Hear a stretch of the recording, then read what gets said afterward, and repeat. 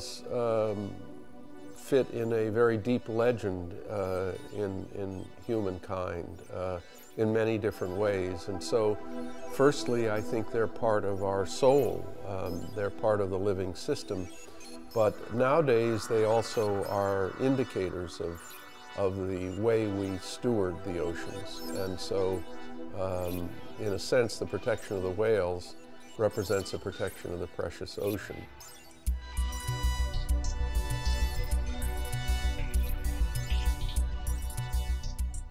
Cape Cod, I think, has had a long and very special relationship with whales. Starting in prehistory, the Native Americans we know took whales that washed up on the beaches, and after that there was a very active whaling industry that was important to the economics of the Cape. So whaling on the Cape, really, because of the configuration of the Cape and the accessibility to Massachusetts Bay, whaling is really taking place in most of the towns on Cape Cod that we recognize today, places like Bourne and Falmouth and Mashpee.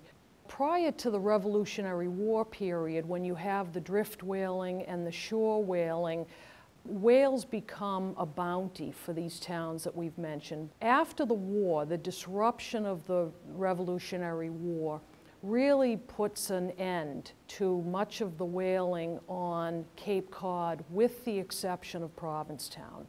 And the economic impact in Provincetown cannot be underestimated. It really makes Provincetown one of the wealthiest towns per capita in Massachusetts by the Civil War era.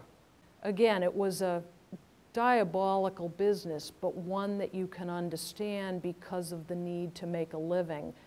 And fortunately now we've grown, we've been educated to understand how important these animals are, thanks to places like the Center for Coastal Studies that's recognized really the world over now for their efforts to educate and research and save whales. We have really a simple mission that's tied to the mission of the institution. We are looking to aid conservation with knowledge, and then to spread that knowledge through our education department.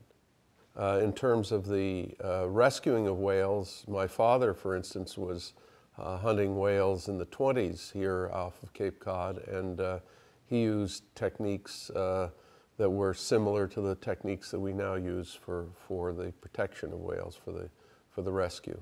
There are a number of threats to the survival of whales, and in this area we're dealing primarily with humpbacks and right whales. The two main threats to them are ship strikes and entanglement in fishing gear. There's two key parts to disentanglement. The first one is that you need to access the whale, and that means slowing it down. Back in the historic whaling days, they would attach kegs to the harpoon line, and that would slow down the whale. And so at the center here, they figured out that if you want to get close to a free-swimming whale, you attach kegs. The second part is, once you have slowed down the whale, is to cut the lines. You want to cut the lines that are entangling the whale, but not the line that is attached to your buoys. You want to leave that one to last. And so in order to access the entanglement, we've put knives onto long poles, up to 30 feet long, and we can reach to the spot that's entangling the whale, usually around its rostrum or nose, or around its pectoral fin, or if we're really lucky, it's around its tail, which is the easiest part to access. The rarest of all of the whales, and the most critically endangered, is the North Atlantic right whale.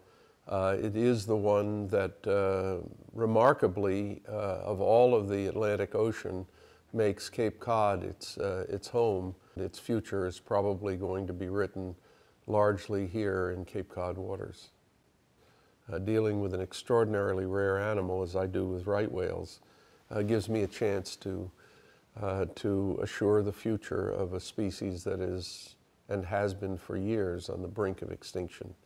Our knowledge of what they need is now surpassing the willingness of society to protect them. And so that's where our education efforts come in many different ways. We've got to tell society what it needs to do to protect them and convince them it's important. I think, humankind has even now in this modern world, a very intense relationship with the wild ecosystem. And what we get is not something that's easily measured, but it is probably a continuing relationship with the wild world that only a few thousand years ago we had to live with. So I believe it's almost a religious experience, seeing some of these rare, remarkable animals.